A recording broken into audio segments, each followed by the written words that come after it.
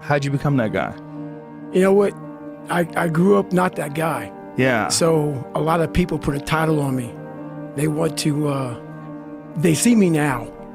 They see me now as the guy that with his shirt off, who can do 4,030 pull-ups in 17 hours, who can run 205 miles in 39 hours, who can do all this crazy shit.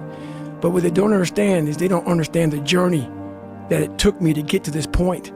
And what got me to this point was I was just the opposite of what I am today. I was that guy who ran away from absolutely everything that got in front of me. But not many people knew that. I had two people. Like the real me was like this very scared, insecure, stuttering, got beat up by his dad, all this kind of stuff.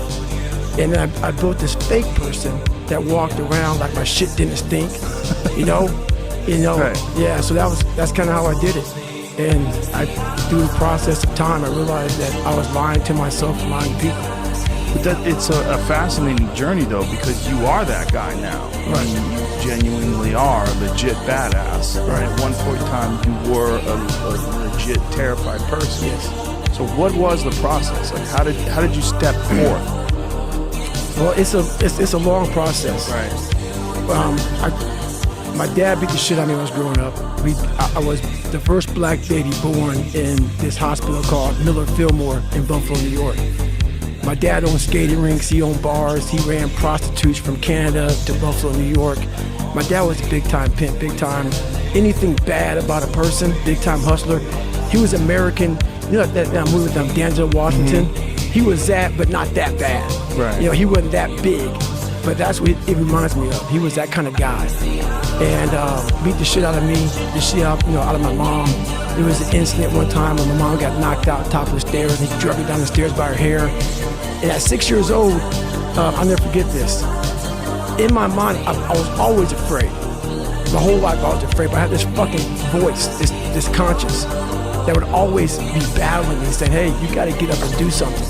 What were the first steps? Like, you had some slips before, right? Because you quit because of the water thing. Right. But then when you went back the second time and you decided you're gonna lose all that weight and you quit that job, was it just straightforward from there, or were there some days where you just failed and then you picked it back up again?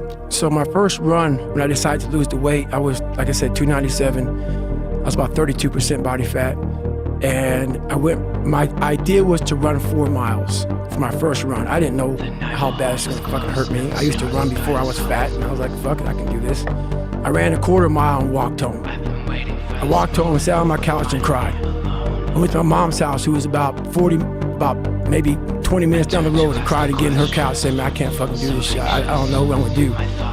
I just got somebody pregnant. My life was just fucked. I was making $1,000 a month. My rent was $810 a month. And my mind just kept fucking with me. And kept fucking, not good enough, man. This isn't for you, man. These guys are the baddest motherfuckers on planet Earth. You're not that. And what it was, and it's kind of funny, I was obsessed with Rocky. Rocky 1 in particular. And when I was a kid, I'd come home every day and I'd watch this fucking show, Rocky. And I would fast forward with the little VHS tapes to round 14. Round 14 fucked me up like nobody's business. Why? The song came on, right? So when I bought the pull-up record, I listened to the song for 17 hours. It's 2 minutes and 13 seconds. And I'm able to visualize and dream like nobody's business. And I know that I can create a vision that many people can't.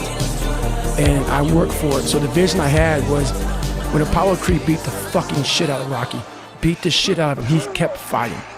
He was a dumb fighter, couldn't read, that was me. Couldn't read, couldn't write, just punchy, everything about him. And Apollo beat the shit out of him. He was in that corner, everybody was saying, stay the fuck down. And him getting up, Apollo Creed raised his arms up in the fucking air, turned around, thought he won the fight. He turns around and sees this guy getting up, and it was the face of Apollo Creed that changed my life. The face of Apollo Creed. It was like, just by that motherfucker getting up, not winning, just by him getting the fuck up, Apollo Creed was champ, he's the best. Rocky had taken his soul, had literally taken his soul. His head goes down, he looks at him like, what the fuck are you?